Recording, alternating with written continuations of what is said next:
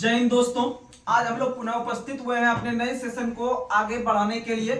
तो आप लोग जिस तरह से कमेंट करते हैं और जिस तरह से अपने पढ़ाई को आगे बढ़ा रहे हैं, तो इसी तरह से आप लोग आगे बढ़ते रहिए और हम अपने मेहनत में कभी भी कोई कमी नहीं करेंगे।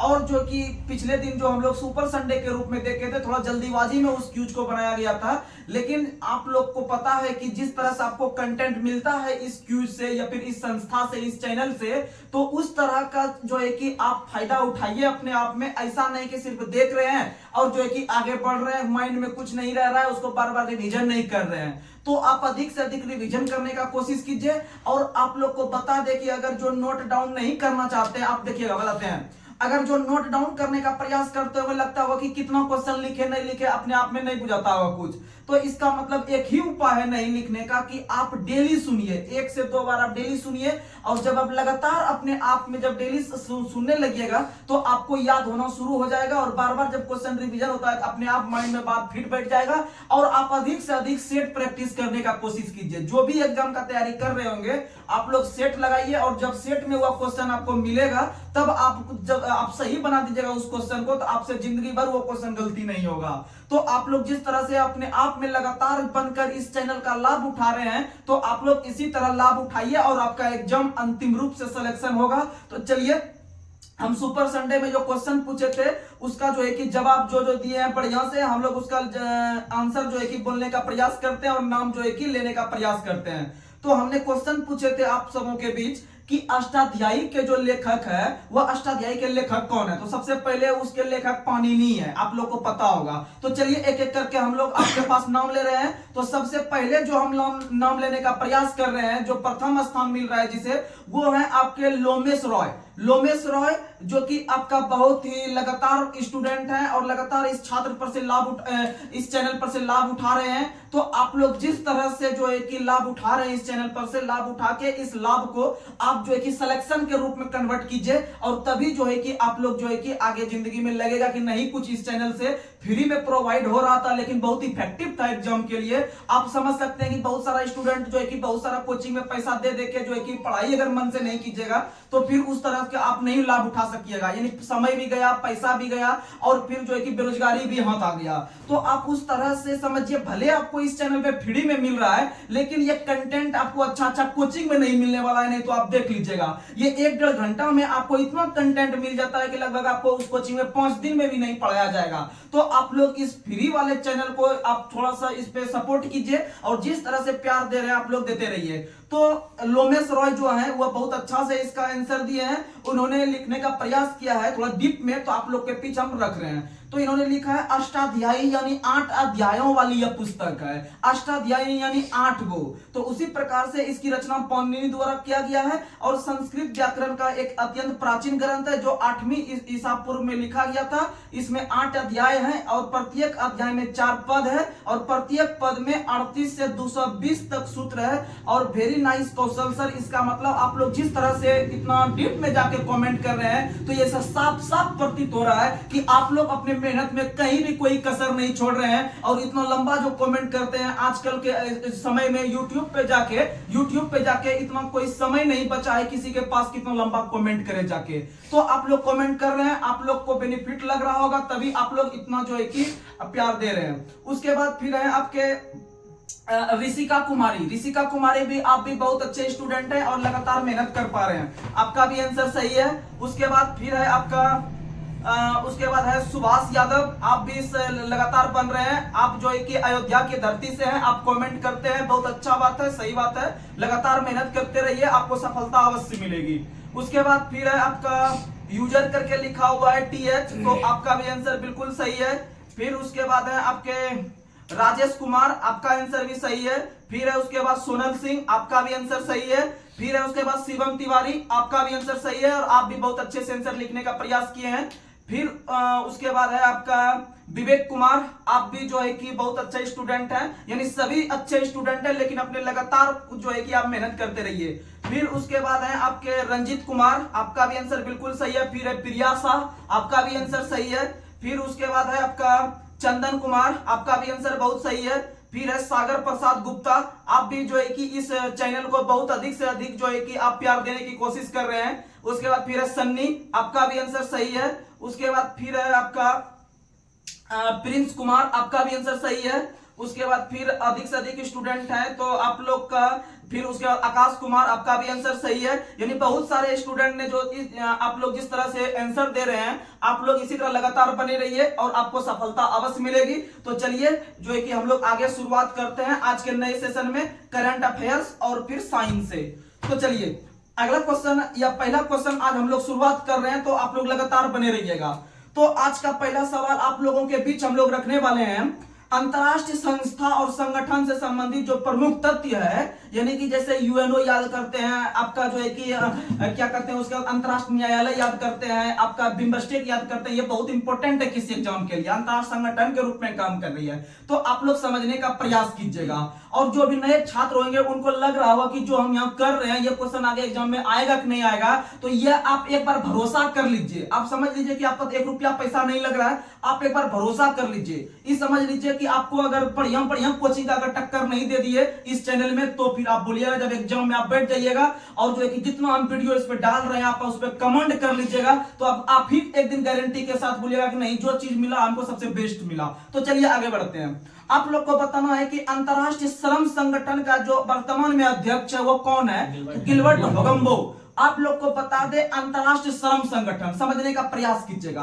अंतरराष्ट्रीय श्रम संगठन, श्रम का मतलब होता है मजदूर, नहीं कहता है कि जो है कि मजदूर ने बहुत श्रम करके इतना रुपया कमाया, अर्थात समझिए कि मजदूर को संगठित करने के लिए या मजदूर को बढ़ावा देने के लिए आपका अंतरराष्ट्रीय श्रम संगठन का स्थापना 1919 को किया गया था, अर्थात 1919 को किया गया था, जिसे हम लोग शॉर्ट में ILO कहते हैं, इंटरनेशनल लेबर ऑर्गेनाइजेशन। और इसका स्थापना 1919 में हुआ था और इसका जो मुख्यालय है वो जेनेवा में है। कहां में है? जेनेवा। और जेनेवा स्विट्जरलैंड में है। किस शहर में है? स्विट्जरलैंड देश में है। याद रखिएगा स्विट्जरलैंड की राजधानी देखे तो बर्न है, लेकिन वहां का एक शहर है जेनेवा, बहुत इंपॉर्टेंट है जेनेवा शहर। और आप लोग को बता दें कि इसमें जो वर्तमान में सदस्य देश है 187 सदस्य देश है। वर्तमान में अंतरराष्ट्रीय श्रम संगठन में 187 सदस्य देश है और इसका जो 187वां सदस्य देश बना है वह आपका टोंगा बना है, टोंगा। और एग्जाम में क्वेश्चन पूछ भी लिया गया था कि टोंगा की राजधानी कहां है, तो टोंगा की राजधानी नुकु अलोफा, टोंगा की राजधानी नुकु अलोफा, नुकु अलोफा प्रशांत महासागर में स्थित एक देश है टोंगा, उसका राजधानी है नुकु अलोफा। अगला क्वेश्चन आप लोग को बताना है इंटरपोल का जो स्थापना हुआ था 1923 में, जिसके वर्तमान में अध्यक्ष कौन है, तो याद रखिएगा जुर्गेन स्टॉक। आप लोग थोड़ा समझने का प्रयास कीजिएगा, आपको आराम से हम याद करवा देंगे इसके अध्यक्ष कौन है। सबसे पहले इंटरपोल को समझने का प्रयास कीजिए आखिर ये चीज है क्या। जैसे ILO आपका मजदूर को बढ़ावा दे रहा था, उसी तरह से जो इंटरपोल है, इंटरपोल एक अंतरराष्ट्रीय संगठन है जो कि एक पुलिस इकाई के रूप में काम कर रही है। जैसे हम लोग गांव से संबंध रखते हैं, अगर कोई दो गुट के बीच अगर किसी प्रकार का मारपीट या झगड़ा सा हो जाता है तो उसका वह केस पहुंच जाता है थाना में और थाना आके एक्शन लेता है। उसी प्रकार से जब अंतरराष्ट्रीय लेवल पे कोई मारपीट होगा दो गुटों के बीच, तो उस पे पुलिस इकाई के रूप में जो उसको समझाने के लिए, उसे जो भी पनिशमेंट देने के लिए आएगा वो आपका आएगा इंटरपोल। कौन आएगा? इंटरपोल आएगा। यानी समझ लिया कि यह पुलिस की इकाई के रूप में काम कर रही है। और इंटरपोल का जो मुख्यालय है वो लियोन्स में है। कहां है? लियोन्स जो कि फ्रांस में है, लियोन्स जो कि फ्रांस में। याद रखिए बहुत मस्त क्वेश्चन है, इंटरपोल का मुख्यालय कहां है? बढ़िया लड़का इसका आंसर पेरिस मार देगा, लेकिन पेरिस और फ्रांस दोनों एक ही जगह है, लेकिन उसके अंदर में भी शहर है लियोन्स। याद रखिएगा इसका मतलब ये आपका जो इंटरपोल है यह पुलिस के रूप में काम कर रही है और पुलिस के रूप में जो काम कर रही है, जो गलत आदमी है उसे एक जगह लाके स्टॉप करता है। क्या करता है? इसीलिए इसके वर्तमान में अध्यक्ष मारना है स्टॉप। क्या मारना है? स्टॉप। क्या मारना है? स्टॉप। तो आज के बाद अगर हम सुपर संडे में जब इस क्वेश्चन को रिपीट करेंगे, आपसे हम क्वेश्चन पूछेंगे कि इंटरपोल का जो वर्तमान में अध्यक्ष है, बोलिएगा कि माइंड में आप लोग लाइएगा कि अच्छा इंटरपोल मतलब पुलिस वाला, पुलिस गलत आदमी को स्टॉप कर रहा है, पकड़ के क्या कर रहा है? स्टॉप। और आप लोग को बता दें इंटरपोल का स्थापना 1923 को हुआ था, 1923 को हुआ था। और इंटरपोल का मुख्यालय हो गया लियोन्स पेरिस में या फ्रांस में, और याद रखिएगा इसमें वर्तमान में सदस्य देश है 194, लेकिन आपको इंटरपोल में सदस्य देश नहीं पूछेगा, आपको यूएनओ में पूछेगा और जो भी पूछेगा आगे बताएंगे। लेकिन याद रखना आपको कम से कम कि इंटरपोल का स्थापना 1923 में हुआ है और इसके वर्तमान में अध्यक्ष स्टॉक है। कौन है? स्टॉक। अगला क्वेश्चन आप लोग को बताना है, राष्ट्रमंडल का जो वर्तमान में अध्यक्ष है वह वर्तमान में अध्यक्ष कौन है? तो याद रखिएगा पेट्रिसिया स्कॉटलैंड। राष्ट्रमंडल अब समझने का प्रयास कीजिएगा। राष्ट्रमंडल को हम लोग इंग्लिश में कहते हैं कॉमनवेल्थ, यानी राष्ट्रमंडल जो एक प्रकार का अंतरराष्ट्रीय संगठन है वह वैसे देशों का संगठन है जो कभी ना कभी आपका ब्रिटेन का उपनिवेश रहा है या ब्रिटेन का गुलाम रहा है। जैसे भारत भी क्या है, भारत भी ब्रिटेन का उपनिवेश रहा है। तो इसका मतलब है कि इस प्रकार के लगभग जितने देश पे उन्होंने अधिकार किया था, उसको गुलाम बना के रखा था, उससे संबंधित जो भी देश है गुलाम वाला, वह एक प्रकार का संगठन बनाया है जिसका नाम है राष्ट्रमंडल। क्या नाम है? राष्ट्रमंडल। और राष्ट्रमंडल का स्थापना 1931 को हुआ था। जो पहले का लूसेंट फॉलो करते होंगे तो उसको 1926 दिखाई पड़ता होगा, जो कि आपका सरासर गलत है। राष्ट्रमंडल का स्थापना 1931 में हुआ है और याद रखना राष्ट्रमंडल का मुख्यालय जो है वह आपका लंदन में है। कहाँ है? लंदन। क्योंकि राष्ट्रमंडल वैसे देशों का संगठन है जो लंदन ने या ब्रिटेन ने गुलाम बना के रखा था, इसीलिए राष्ट्रमंडल का मुख्यालय लंदन में मार देंगे। कहाँ मार देंगे? लंदन मार देंगे राष्ट्रमंडल का मुख्यालय, याद रखिएगा। और राष्ट्रमंडल में वर्तमान में सदस्य देश कितना है? एक नंबर इंपॉर्टेंट क्वेश्चन है कि राष्ट्रमंडल में कितना देश है। वर्तमान में राष्ट्रमंडल में 54 है देश है। कितना देश है? 54 देश है। कितना देश है? और 54वां देश है मालदीव। कौन सा देश है? मालदीव। कितना देश है? यानी कि वो ऐसे देशों का संगठन है जो ब्रिटेन ने सबका माल खींच लिया। कहने का मतलब सबका शोषण कर लिया, तो इसका मतलब माल खींच लिया, इसलिए वर्तमान में सदस्य देश मालदीव है। कौन है? मालदीव। 54वां नंबर के सदस्य देश बने। कितने नंबर के? 54। और आप लोग को बता दे कि भारत भी उसमें से उपनिवेश था कि नहीं था? हाँ। इसका मतलब राष्ट्रमंडल का सदस्य भारत है कि नहीं? है। क्या है? लेकिन यहाँ पर बात उठता है कि भारत भाई राष्ट्रमंडल का सदस्य तो है, लेकिन सदस्यता कब ग्रहण किया था? 1947 को। 1947। एक नंबर इंपोर्टेंट क्वेश्चन कि भारत राष्ट्रमंडल का सदस्य कब बना? 1947 में। कब बना? स्थापना 1931 में। स्थापना 1931 में। लेकिन भारत सदस्य बना आपका जाके कब? 1947। एक क्वेश्चन आपको पीछे भी हम बता चुके हैं कि भारत जो यूएनओ का सदस्य उसी वर्ष बना था, उसी वर्ष बना था जिस वर्ष उसका स्थापना हुआ था। भारत यूएनओ का सदस्य 1945 में बना था। कब बना था? और राष्ट्रमंडल का 47। राष्ट्रमंडल का। आगे बढ़ते हैं। अगला क्वेश्चन और सबसे लास्ट देश 54वां नंबर का मालदीव बना है। कौन बना है? मालदीव की राजधानी माले। मालदीव की राजधानी माले। इसीलिए जो है कि वर्तमान में उसका माल खींच रहा है 54वां नंबर पे, याद रखिएगा। आगे बढ़ते हैं। अगला क्वेश्चन आप लोग को बताना है, वर्तमान में संयुक्त राष्ट्र संघ के महासचिव कौन है? Antonio Guterres. Antonio Guterres. बहुत महत्वपूर्ण क्वेश्चन, अभी तक जितना क्वेश्चन पूछे सबसे महत्वपूर्ण यही है।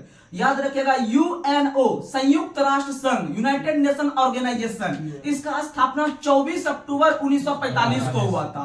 24 अक्टूबर 1945 को इसलिए हुआ था क्योंकि द्वितीय विश्व युद्ध के समाप्ति के बाद पूरे विश्व जो दो गुटों में बटा हुआ था उसे एकजुट करके, और इस तरह का कोई अंतरराष्ट्रीय लेवल पे घटना या विश्व युद्ध आगे नहीं हो, आगे ऐसा कोई देश कदम उठाने से बहुत डरे, इसको शांत करने के लिए 1945 में जो है कि यूएनओ का स्थापना किया गया और वह दिन था 24 अक्टूबर। कितना दिन? 24। इसलिए हाईलाइट कर रहे हैं क्योंकि प्रतिवर्ष जो यूएनओ दिवस मनाते हैं 24 अक्टूबर को मनाते हैं। कब मनाते हैं?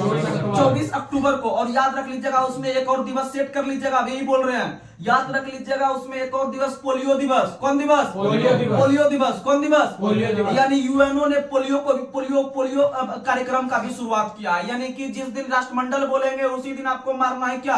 सॉरी, जिस दिन यूएनओ बोलेंगे उस दिन पोलियो मारना है। क्या मारना है? पोलियो। याद रखिएगा। अगर हम बात करते हैं कि वर्तमान में इसके अध्यक्ष एंटोनियो गुटेरस हैं, लेकिन याद रखिएगा ये 90 नंबर के हैं। कितने नंबर के? 90 नंबर के। और यूएनओ के जो 90 नंबर के अध्यक्ष एंटोनियो गुटेरस, इसका संबंध पुर्तगाल से है। कहां से है? पुर्तगाल की राजधानी लिस्बन। पुर्तगाल की राजधानी लिस्बन। याद रखिएगा पुर्तगाल की राजधानी लिस्बन। और आप लोग को बता दें कि यूएनओ के जब पहले महासचिव बने थे 1945 में, याद रखिएगा ट्रिगवेली। कौन बने थे? ट्रिगवेली। उसका संबंध नॉर्वे से था। कहां से था? नॉर्वे से। ये सब क्वेश्चन आपको एनटीपीसी में बहुत पूछेगा कि ये पहला कौन था, इसका संबंध किस देश से था, तो ये सब याद रखेगा। और वहीं अगर बात करते हैं कि यूएनओ के वर्तमान में तो महासचिव सबको याद हो गया एंटोनियो गुटेरस 90 नंबर के, लेकिन संयुक्त राष्ट्र संघ या यूएनओ के जो वर्तमान में आपके उप महासचिव हैं, तो याद रखिएगा वर्तमान में उप महासचिव हैं डेनिस फ्रांसिस 78वें सत्र के हैं। कितने सत्र के हैं? 78वें सत्र के हैं डेनिस फ्रांसिस। बहुत मस्त क्वेश्चन है, आगे बढ़ते हैं। और वर्तमान में इसमें सदस्य देश 193, कितना है? 193। और 193वां देश जो है वह दक्षिणी सूडान है। याद रखिएगा 193वें सदस्य देश है और इसमें सबसे नवीनतम राष्ट्र जो 193वें नंबर का बना है दक्षिणी सूडान बना है। और दक्षिणी सूडान की राजधानी जुबा। अगर खाली सूडान पूछे तो सूडान की राजधानी खार्तूम, खार्तूम। अगर पूछे दक्षिणी सूडान तो जुबा, दक्षिणी सूडान जुबा। आगे बढ़ते हैं। अगला क्वेश्चन आप लोग को बताना है अंतरराष्ट्रीय मुद्रा कोष, जिसे हम लोग शॉर्ट में कहते हैं आईएमएफ यानी इंटरनेशनल मॉनेटरी फंड। आईएमएफ और विश्व बैंक दोनों को एक साथ लेके चलते हैं। ध्यान से समझिएगा, आराम से सब चीज समझ में आएगा। 1944 ईस्वी में आपके एक सम्मेलन होता है जिसे ब्रेटन वुड्स सम्मेलन के रूप में जाना जाता है। 1944 में होता है और इसी के आधार पर दो अंतरराष्ट्रीय संस्था का स्थापना होता है, एक आईएमएफ का स्थापना, एक विश्व बैंक का स्थापना, वर्ल्ड बैंक का स्थापना। ये दोनों का स्थापना एक ही समझौता के तहत हुआ है, ब्रेटन वुड्स के तहत हुआ है। इसीलिए इस संगठन को जुड़वा संगठन के रूप में भी जानते हैं। लेकिन अब बात उठता है कि भाई क्या दोनों का एक ही ईस्वी के तहत स्थापना हुआ है? बोलिएगा नहीं। क्या बोलिएगा? नहीं। याद रखिएगा पहले आपका जो स्थापना 1944 में हुआ था विश्व बैंक का, वर्ल्ड बैंक का स्थापना 1944 को, और इसके जस्ट एक वर्ष के बाद जो हुआ है आईएमएफ का, यानी 1945 को हुआ है आईएमएफ का और विश्व बैंक 1944 में। लेकिन दोनों का स्थापना ब्रेटन वुड्स के तहत, किसके तहत? और ब्रेटन वुड्स हो रहा है 44 में और उसके तहत 44 में हो रहा है, 44 में हो गया किसका? विश्व बैंक का। अब 45 में हो गया आईएमएफ का। और आप लोग को बता दें कि 1945 में जिसका स्थापना हुआ था, यानी उससे एक ज्यादा करके स्थापना जो हुआ था 44 के तुलना में, यानी आईएमएफ में समझिएगा 190 सदस्य देश है। कितना है? 190। यानी ईस्वी में जो जरा स्थापना हो रहा है एक वर्ष ज्यादा के साथ हो रहा है। इसीलिए याद रखिएगा कि जो विश्व बैंक लेंगे उसमें एक उसमें कम कर देंगे, यानी आईएमएफ का स्थापना, आईएमएफ में सदस्य देश 190। कितना लेना है? 190। आईएमएफ में 190 और वहीं विश्व बैंक में 189, विश्व बैंक में 189। यानी अगर इधर एक ज्यादा बड़ा है तो उधर भी एक ज्यादा बड़ा है, यानी विश्व बैंक जो है एक कम है, विश्व बैंक एक कम है, इसलिए विश्व बैंक में एक कम मारेंगे, 189 मारेंगे। आईएमएफ 1945 में हुआ है और उधर 190 मारेंगे। क्या मारेंगे? 190। लेकिन अगर बात पूछना है कि 190वां सदस्य देश कौन बना है? अंडोरा। कमा बना है? अंडोरा बना है 190वां। और याद रखिएगा विश्व बैंक का बना है 189वां सदस्य देश नौरू। कौन बना है? यानी नवासी नौरू। जब 89 नौरू ले लिया तो 90 अंडोरा याद रखने का प्रयास कीजिएगा। वहीं इसको हम स्टैटिक जीके के तौर पर अगर देखें तो विश्व बैंक जो है आपका खुशहाली रिपोर्ट भी जारी करती है और विश्व बैंक आपका विश्व विकास रिपोर्ट, वर्ल्ड डेवलपमेंट रिपोर्ट, विश्व विकास रिपोर्ट जो जारी करती है प्रत्येक वर्ष हुआ विश्व बैंक, यानी विश्व आएगा नाम लिखा हुआ तो मारेंगे विश्व बैंक। जब विश्व विकास रिपोर्ट विश्व बैंक ले लिया तो आपका आईएमएफ भी एक रिपोर्ट जारी करती है, वर्ल्ड आउटलुक रिपोर्ट जारी करती है आपका आईएमएफ। ये सब चीज याद रखिएगा। अगर हम बात करते हैं एक और संस्था यहीं पर बता देते हैं, यूएनडीपी जो है वह आपका जारी करता है मानव विकास रिपोर्ट, ह्यूमन डेवलपमेंट रिपोर्ट जो जारी करता है वो यूएनडीपी करता है, याद रखिएगा। आगे बढ़ते हैं। अगला क्वेश्चन आप लोग को बताना है, खाद्य एवं कृषि संगठन का जो वर्तमान में अध्यक्ष है वह आपका क्यू डोंगयू। आप लोग को पता है जब बचपन में हम लोग पढ़ते होंगे सरकारी स्कूल में तो क्या होता है कि जब लंच होता होगा तो सब दौड़ते होंगे थाली लेके, यानी एक दूसरे को जो है कि मारपीट करके हम लोग खाना लूटते होंगे, खाना कि हम पहले खाएंगे, थाली लूटते होंगे सब, यानी एक दूसरे को डांग देके, क्या देके? डांग। यानी याद रखना है क्यू डोंगयू वो खाद वाला का है। किसका है? खाद वाला का। यानी विश्व खाद्य प्रोग्राम जो है आपका जिसका मुख्यालय रोम में है, जिसका स्थापना 1945 को हुआ था। आपका इटली का जो एक शहर है आपका रोम, इटली की राजधानी भी कहाँ है? रोम, और रोम में ही इसका मुख्यालय है। और याद रखना है कि डंग मार मार के हम लोग खाते थे, इसीलिए क्यूट डोंगियो हो गया खाद वाला का, क्यूट डोंगियो हो गया खाद वाला का, ये सब याद रखिएगा। आगे बढ़ते हैं। अगला क्वेश्चन आप लोग को बताना है, यूनेस्को का वर्तमान में अध्यक्ष कौन है? आंद्रे अजेलो।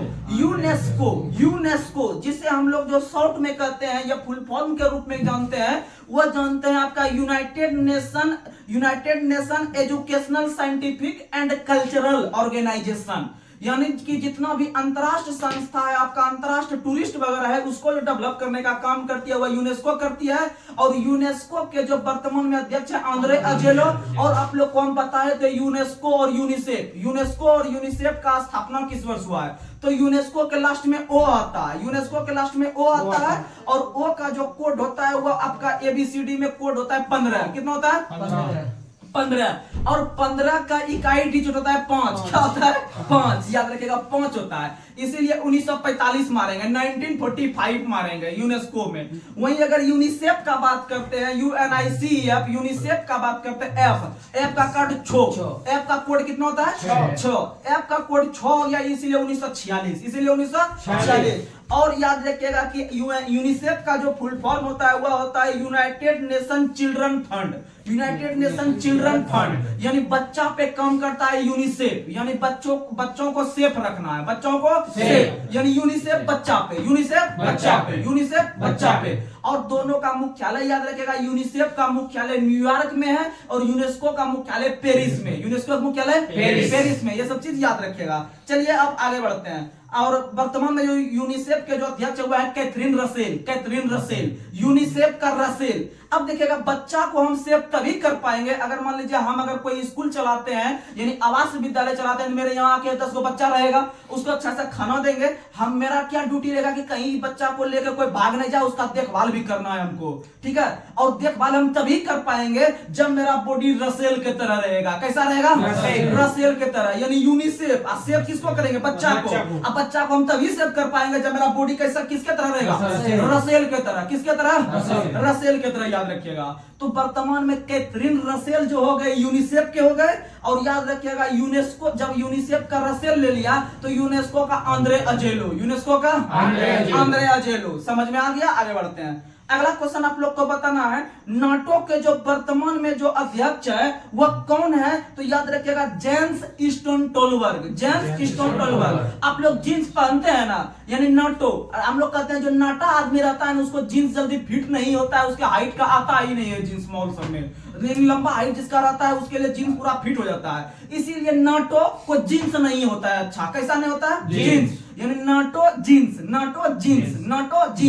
और जानते हैं अभी जब ये आप थोड़ा सा रिकॉल करिएगा, बार बार मेरे साथ इस तरह चैनल पे बरकरार रहिएगा, तो आपको यह फीलिंग कब प्राप्त होगा? अच्छा, जानते हैं जब एग्जाम में नाटो आएगा ना, जब वहां पर ये अच्छा नाटो यानी नाटा आदमी जो रहता है उसको जींस नहीं होता है, और जिस ऑप्शन में आपको जींस दिखाई पड़ जाएगा ना, तब उस समय आपको एकदम पूरा जो है ना आराम से एकदम फीलिंग होगा अंदर से, नहीं मेरा मेहनत कामयाब आया। वहीं जब आप रट के चल जाइएगा ना कि जींस इसका नाटो का जॉन्स स्टोल्टनबर्ग, दिमाग कुछ क्लू नहीं लगाइएगा ना, तब उस समय जब छटपट कीजिएगा कि क्या मारे क्या नहीं, जब दिमाग में कुछ नहीं रहेगा सेटअप, कि कुछ कंटेंट नहीं रहेगा दिमाग में रखा हुआ कि अरे ये क्वेश्चन अगर मार ही देंगे, तभी मार पाएंगे। जब ये जींस का नाटा आदमी सेट कीजिएगा तब ये मार पाइएगा। इस तरह से कुछ लॉजिक, क्योंकि ऐसा खूब रट के आदमी जाता है एग्जाम में जाके आधा माइंड हो जाता है, अरे यार क्या आएगा नहीं आएगा। अच्छा आदमी जो है वहां जाके जो है ढीला पड़ जाता है। तो ये सब चीज आप याद रखने का प्रयास कीजिएगा। और इसका एक ही उपाय है कि आप दिन रात एक करके अपने आप को पढ़ाई में झोंक दीजिए, और हमारे चैनल पे आप लगातार बने रहिए। यह गारंटी देते हैं कि अच्छा क्लास और अच्छा कंटेंट आपको यहां से मिलेगा।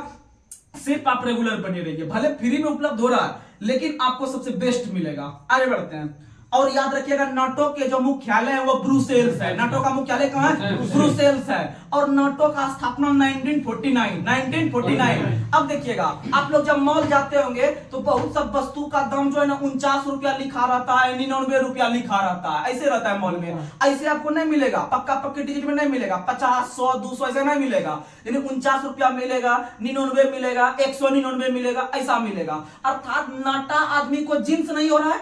क्या रुपया वाला जींस नहीं, 49 रुपया वाला। क्या रुपया वाला? 49। यानी 1949 में नाटो का स्थापना, 1949 में नाटो का स्थापना। समझ में आ गया? आगे बढ़ते हैं हम लोग।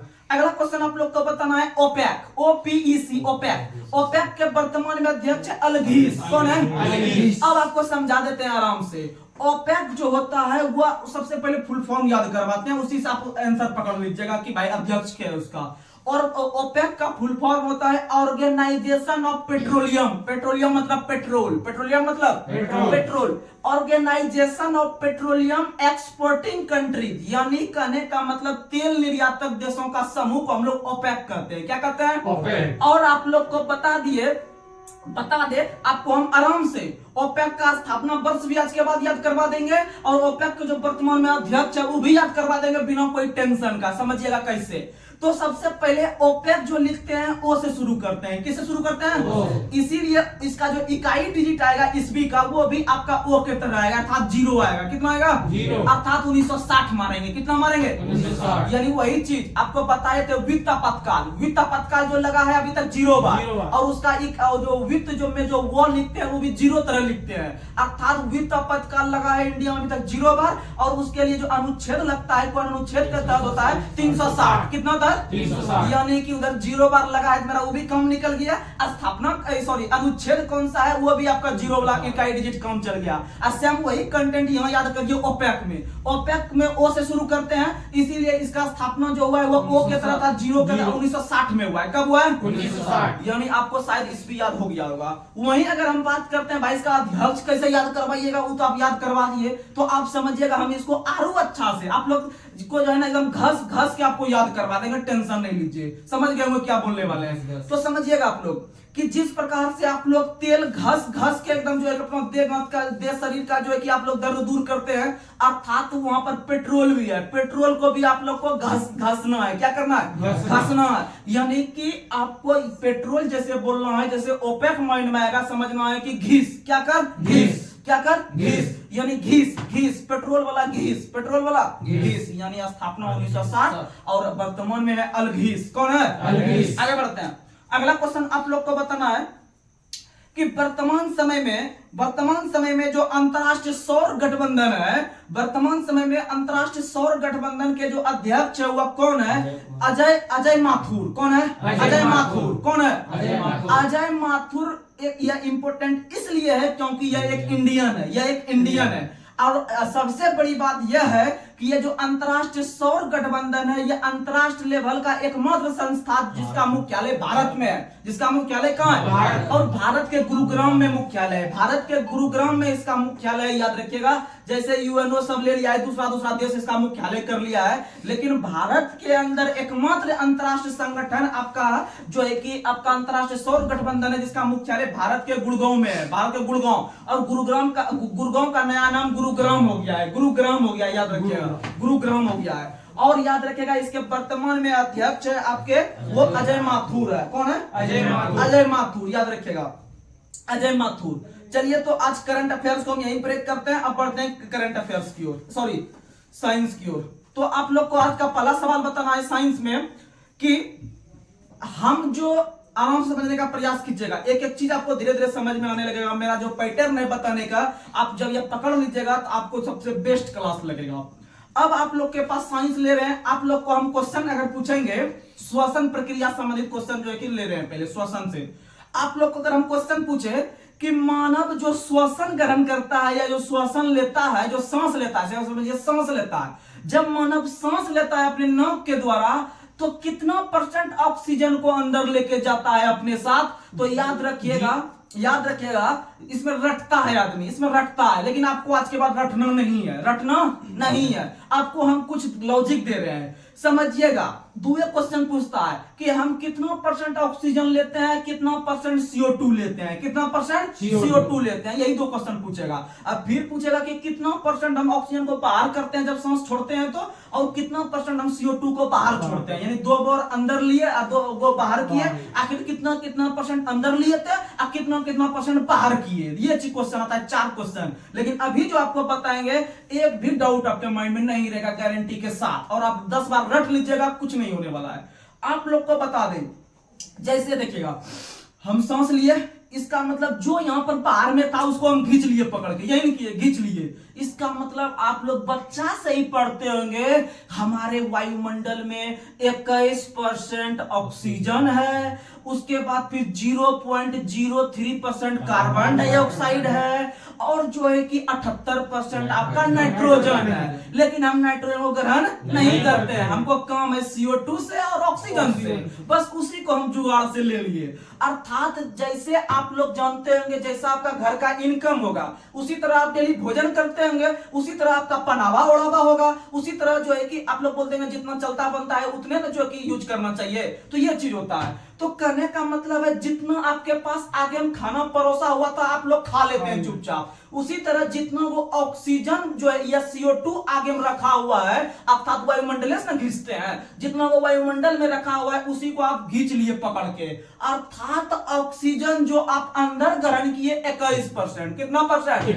कंफ्यूज नहीं होइएगा, यानी जितना बाहर में था उसी को हम खींच रहे हैं पहले, यानी जितना जो है कि बाहर में था उसी को खींच लिए। और ये ऑक्सीजन का कहानी क्लियर हो गया कितना खींचे हम, जितना वायुमंडल में था भाई हम खींच लिए, 21% था 21 को खींच लिए। उसके इन्हें समझिएगा कभी 21 खींच लिए तो वायुमंडल पूरा खत्म हो गया, वहां से दूसरा आदमी क्या पिएगा, मतलब सांस लेगा, ऐसा नहीं समझना। उसके बाद फिर जितना CO2 था उतना भी हम खींच लिए। अर्थात अंदर जो लिए ऑक्सीजन का प्रतिशत 21% और CO2 का परसेंटेज 0.03 था, तो उसको भी खींच लिए। कोई दिक्कत हुआ? नहीं हुआ। इसको हम लोग कहते हैं अंदर खींचना, अर्थात इसको कहते हैं अंतःश्वसन। क्या कहते हैं? अंतःश्वसन। समझ में आ गया? उसी तरह जब अंदर गया बहुत प्रकार की ऑक्सीजन और CO2 जाके वहां पर कार्यक्रम करता है एक दूसरे में, ऑक्सीजन में इसमें खून में घुल मिल के, RBC में घुल मिल के, शरीर में जो हीमोग्लोबिन जो RBC में रहता है उसको जो एक जगह से दूसरी जगह ले जाने का काम करता है वो ऑक्सीजन ही करता है, याद रखेगा, ऑक्सीजन ही करता है। अब जब वहां पर जब प्रक्रिया पूर्ण हुआ तो अब उसको हम बाहर करेंगे। क्या करेंगे? बाहर। और आप लोग को यह पता होगा बचपन से ही कि मनुष्य ने ऑक्सीजन लेता है और CO2 छोड़ता है, और CO2 छोड़ता है। इसका मतलब समझिएगा, अब जो ऑक्सीजन 21 लिए थे, अब 21 में से 21 तो वापस हम कर नहीं पाएंगे, नहीं कर पाएंगे। तो याद रखिएगा सिर्फ ऑक्सीजन 4% बच पाता है। कितना बच पाता है? 4। यानी जितना 21 हम लिए थे 21 का 21 वापस नहीं कर पाएंगे, क्योंकि उसको CO2 में कन्वर्ट कर देते हैं अंदर में, तभी तो वो बाहर CO2 ज्यादा मात्रा में निकलता है। यानी याद रखिएगा सिर्फ 4% को झोल झाल करना है, यानी कि ऑक्सीजन जो अब निकलेगा सिर्फ 4% निकलेगा। कितना निकलेगा? 4। जब ऑक्सीजन 4% बचा रहेगा जो है कि बाहर निकलने के लिए, तो हम लिए थे 21, अब मेरे पास 4 बचा है, इसका मतलब 17 मेरा CO2 में कन्वर्ट हो गया है। किसमें कन्वर्ट हो गया? CO2। यानी याद रखिएगा अब जो बाहर करेंगे ऑक्सीजन 4%, कितना परसेंट? 4। और CO2 जो 0.03 लिए थे उस 17 इससे छीन लिया है, 17 छीन लिया है, अर्थात CO2 17%। CO2 17। तो अब यहां से ऑब्जेक्टिव क्वेश्चन बनाएगा कि मनुष्य जो ऑक्सीजन ग्रहण करता है अपने सांस द्वारा कितना परसेंट? 21%। और CO2 कितना परसेंट? 0.03%।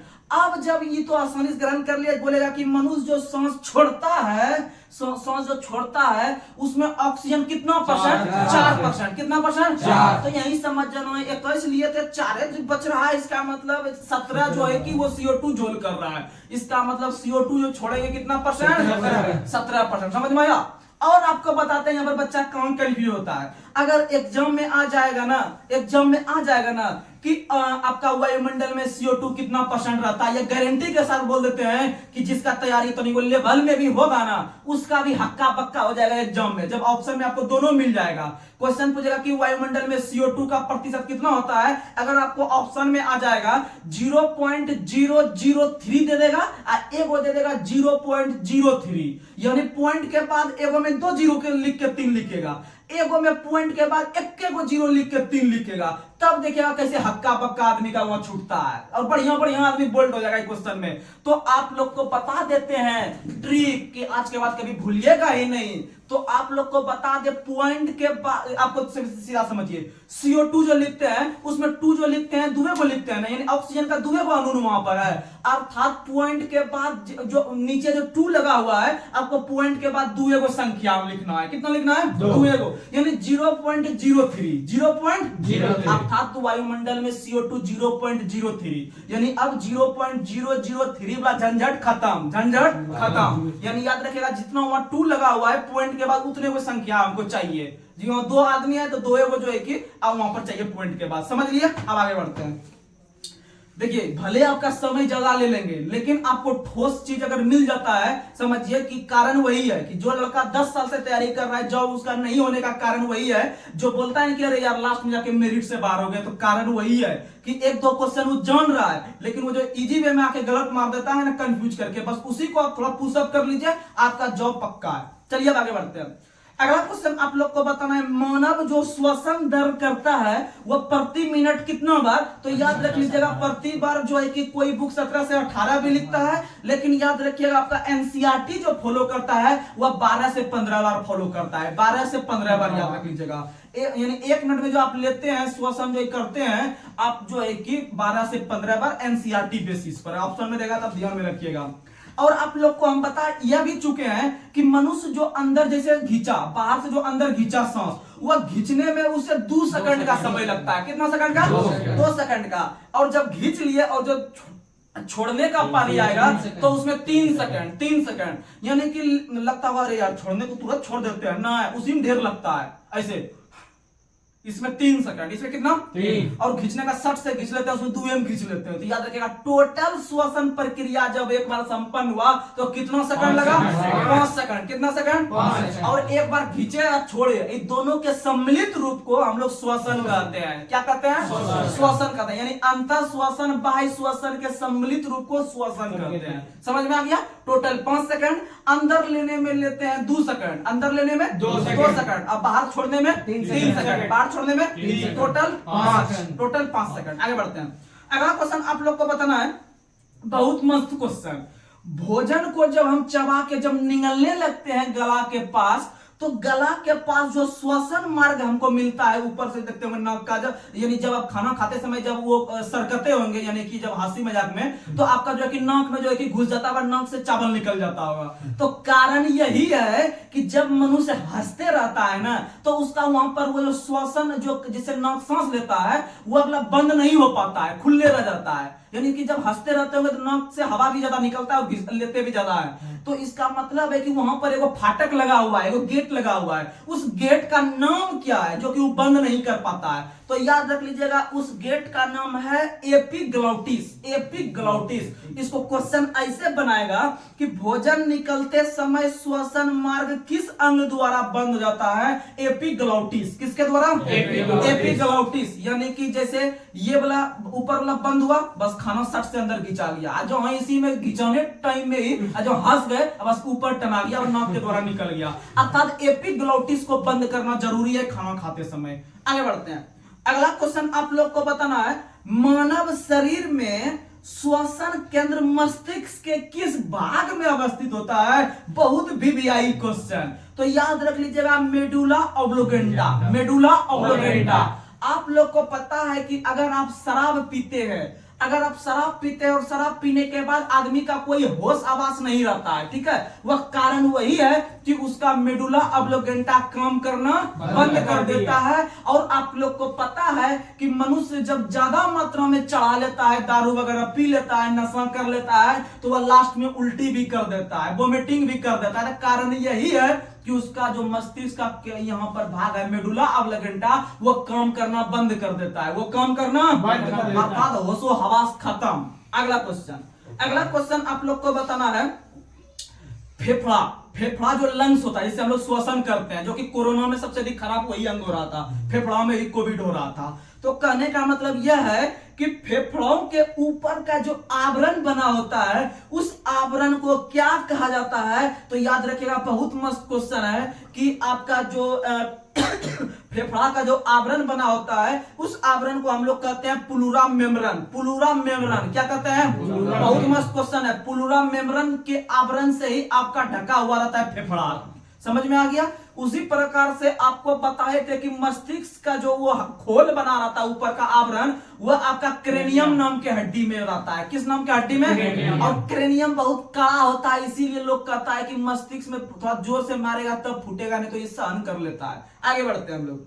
अगला क्वेश्चन आप लोग को बताना है, यातायात पुलिस एवं शराब के नशे वाले व्यक्ति की जो सांस की जो जांच की जाती है, नहीं कहता है कि यातायात पुलिस जांच करता है दारू पिया है कि नहीं पिया है, वह जो जांच करता है उस जांच करने वाले मशीन में किस गैस के मिश्रण का यूज किया जाता है। तो ऐसे देखिए उस मशीन का नाम सब बता देता है, अरे ब्रेथ एनालाइजर है, उससे जांच कर लेता है, उसमें फूंकवाता है और उसी के तहत जो है कि पकड़ा जाता है आदमी को दारू पिया है कि नहीं पिया है। तो इसका मतलब आप समझिएगा उसमें दो गैस के मिश्रण का यूज किया जाता है या उसमें यौगिक का यूज किया जाता है। आपको हम यौगिक का नाम बता रहे हैं, आप लोग याद रखिएगा। तो याद रख लीजिएगा पोटेशियम डाइक्रोमेट सल्फ्यूरिक अम्ल, पोटेशियम डाइक्रोमेट सल्फ्यूरिक अम्ल। और सल्फ्यूरिक अम्ल को रसायनों के राजा के रूप में भी जानते हैं, रसायनों के राजा के रूप में, अर्थात इसे कभी कभी इंग्लिश में लिख देता है ऑयल ऑफ विटोरियल, ऑयल ऑफ विटोरियल के नाम से हम लोग H2SO4 को जानते हैं, सल्फ्यूरिक अम्ल को जानते हैं, याद रखिएगा। अगला क्वेश्चन आप लोग को बताना है, अगला क्वेश्चन आप लोग बताइए, श्वसन को जो मापते हैं, श्वसन क्रिया को जो मापते हैं कि कितना दर से इसका श्वसन चल रहा है। नहीं देखते हैं जब किसी आदमी का जब ब्लड प्रेशर हाई हो जाता है तो वो जल्दी उसका सांस धड़कन ये सब बढ़ जाता है, तो अर्थात ये जो सांस लेने की दर है उसमें बढ़ जाएगी। जैसे सामान्यतः बताएं 12 से 15 बार 1 मिनट में लेता है, लेकिन उस यंत्र का नाम बताइए जिससे कि श्वसन की दर को मापा जाता है। तो याद रख लीजिएगा रेस्पिरोमीटर, रेस्पिरोमीटर, रेस्पिरोमीटर याद रख लीजिएगा। रेस्पिरोमीटर से श्वसन दर ज्ञात करते हैं। जैसे आप लोग याद करते हैं ब्लड प्रेशर जो मापते हैं वो स्फेग्नोमेनोमीटर से मापते हैं, ब्लड प्रेशर स्फेग्नोमेनोमीटर से मापते हैं। उसी तरह से श्वसन की जो दर मापते हैं उस दर को मापने वाला यंत्र का नाम है आपका रेस्पिरोमीटर। चलिए आगे बढ़ते हैं। अगला क्वेश्चन आप लोग को बताना है, अगला क्वेश्चन आप लोग बताइए,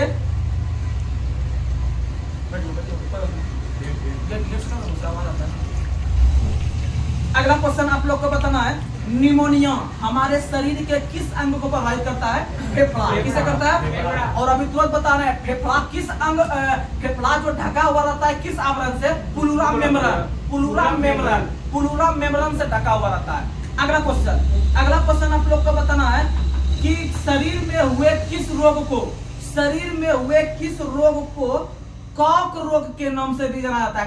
क्या काक रोग के नाम से जो जानते हैं वह क्षय रोग को ना जानते हैं। किसे जानते हैं? क्षय रोग। क्षय रोग को हम लोग टीबी के नाम से भी जानते हैं। और प्रत्येक वर्ष जो टीबी दिवस मनाते हैं, जो बीमारी वाला टीबी होता है वह टीबी दिवस प्रत्येक वर्ष मनाते हैं 24 मार्च को, 24 मार्च को टीबी दिवस याद रखेगा। और 23 मार्च को सुखदेव, भगत सिंह और राजगुरु की शहीद जयंती, और उसी तरह से शहीद दिवस, जयंती बोलिए शहीद दिवस। वहीं अगर हम बात करते हैं आपको भाई 23 मार्च को और कौन दिवस मनाते हैं, तो आप लोग को हम जुगाड़ दिए थे, जब वीडियो मेरा पूरा देखिएगा तो पता चल जाएगा कि 23 मार्च को जब भगत सिंह, सुखदेव और राजगुरु को जब फांसी दिया गया था तो राम का मौसम खराब हो गया था। अर्थात तीनों का हम लोग शहीद दिवस भी याद कर लेंगे, अब प्लस में राम मनोहर याद जयंती भी शुरू कर लेंगे, और वहीं राम का मौसम खराब हो गया, अर्थात मौसम विज्ञान दिवस जो मनाते हैं वो भी 23 मार्च को, वो भी 23 मार्च को याद रखिएगा। आगे अगला क्वेश्चन आप लोग को बताना है, अगला क्वेश्चन आप लोग बताइए, शरीर में उत्तकों में, शरीर के उत्तक, उत्तक मतलब टिश्यू, हमारा शरीर जो बना है छोटे छोटे उत्तक से मिलकर बना है। तो हमारे शरीर के उत्तकों में जब ऑक्सीजन की कमी हो जाती है तो उस कमी को क्या कहते हैं? याद रखेगा हाइपोक्सीमिया, हाइपोक्सीमिया, हाइपोक्सीमिया याद रखेगा, हाइपोक्सीमिया। अगला क्वेश्चन आप लोग को बताना है और आज का लास्ट सवाल कि कोशिका ईंधन किसे कहते हैं हमारे शरीर में? तो याद रख लीजिएगा ग्लूकोज। क्या याद रखेगा? ग्लूकोज। क्योंकि आप लोग को हम बताए हैं कि हमारे शरीर में जो ईंधन के रूप में काम करता है वह कार्बोहाइड्रेट काम करता है। कौन करता है? कार्बोहाइड्रेट या फिर ग्लूकोज, याद रख लेना, हमारे शरीर में ईंधन के रूप में काम करता है। और आप लोग को पता है कि ग्लूकोज का जो सूत्र होता है वह C6H12, C6H12O6। अर्थात जानते हैं क्वेश्चन यहां से सूत्र अगर याद रखेगा तो सूत्र नहीं पूछेगा आपको जल्दी, लेकिन यह जरूर पूछ देगा कि कार्बोहाइड्रेट जो बनता है कितने तत्वों से मिलकर बनता है। तो आप लोग समझेगा अच्छा कार्बोहाइड्रेट यानी ग्लूकोज, कार्बोहाइड्रेट यानी ग्लूकोज। अब ग्लूकोज मत का सूत्र तो पता होगा C6H12O6, यानी कि याद रखिएगा C हो गया, एगो H हो गया, एगो O हो गया, अर्थात कितना तत्व हो गया? 3 तत्व। कितना तत्व? 3। यही नहीं रुकेगा क्वेश्चन, क्वेश्चन पूछेगा कि ग्लूकोज में कार्बन के कितने अणु होते हैं, तो सी का 6 होता है, अर्थात 6। कितना? 6। अब वही पूछेगा हाइड्रोजन का कितना? 12। कितना? 12। ऑक्सीजन का कितना? 6। ऑक्सीजन का कितना? 6। समझ में आ गया? तो चलिए आज हम लोग यही स्थगित करते हैं, और आप लोग को जो है कि स्थगित नहीं मतलब कि समापन कर रहे हैं, और स्थगित और समापन में भी अंतर है। तो स्थगित का मतलब होता है कि जब मेरा यह प्रक्रिया चल रहा होता है कोई बैठक, और कोई अचानक कारण से जब हमको अचानक बंद करना पड़े अपना बैठक, तो समझिए उसे स्थगित कहते हैं। क्या कहते हैं? स्थगित। और आराम से समापन कर रहे हैं एकदम धूमधाम से, चलो फाइनली अंतिम रूप से हो गया खत्म, जो है कि हम लोग का ये मतलब जो भी था पार्टी साटी, तो उसे हम लोग समापन कहते हैं। क्या कहते हैं? आप लोग पढ़ते होंगे कि यहाँ पर जो है कि अभी जैसे वो मुकेश अंबानी के बेटा का शादी होने वाला है, ठीक है? ये क्या हो गया होगा? सगाई था ना? हाँ, तो वही जो था उतना उसे मैं टेंशन नहीं लीजिए, बस हो रहा था। अपना समझना है हम लोग को कि कब होगा नहीं होगा, कैसे शादी करना है। तो याद रख लेना है आप लोग को कि वो जो हुआ या वो शादी का स्थगन वो नहीं बोलेंगे, चलो शादी खत्म है उसको बोल दे स्थगन ना, शादी का बहुत रंगारंग कार्यक्रम के तहत समापन किया गया। अर्थात समझ पा रहे होंगे एक एक चीज में कितना वो छुपा रहता है। तो चलिए आज का लास्ट सवाल आप लोग के पास हम रख रहे हैं। तो आप लोग को बताना है कि टोटल जो मनुष्य जो सांस लेता है, अपने सांस के दौरान ऑक्सीजन को कितना % ग्रहण करता है, बस यही सवाल है। और आप लोग इसे डीप में लिखने का प्रयास कीजिएगा। हम सवाल ऐसा इसलिए रखते हैं क्योंकि जो थोड़ा सा लॉजिकली क्वेश्चन आपको बताए जाते हैं, आप उस पर जब काम कीजिएगा, अपने से उसको टाइपिंग कीजिएगा या उसको पढ़ने का प्रयास कीजिएगा, तो आपका तैयारी बहुत मस्त हो जाएगा। तो चलिए आप लोग अपने दोस्तों में इस वीडियो को या फिर जितना भी हमारा चैनल है, आप लोग अधिक से अधिक जो है कि इसे शेयर करने का प्रयास कीजिए, और जो है कि हमें सपोर्ट करने का प्रयास कीजिए। मेरा तभी जो है कि हम प्रोग्रेस कर पाएंगे जब जो है कि आपके पास हम अच्छा कंटेंट रखेंगे और अच्छा एग्जाम में क्वेश्चन को टच कर पाएंगे, तभी मेरा प्रोग्रेस हो पाएगा। नहीं तो कोई कि इस तरह करना कोई मतलब नहीं है। लेकिन हम यह गारंटी करते हैं कि आप लोग मेरे साथ कदम से कदम मिलाकर चलिए। जिस प्रकार से हम अपने जिंदगी में जो है कि समय निकालकर आपके पास हम इस तरह से फ्री में प्रोवाइड करा रहे हैं अपना जानकारी, तो समझ लीजिए आप इसे अपने दिल पे लेके जो है कि आप लोग मेहनत कीजिए और पक्का सिलेक्शन होगा। तब तक के लिए जो है कि शुभ रात्रि, जय हिंद, जय भारत।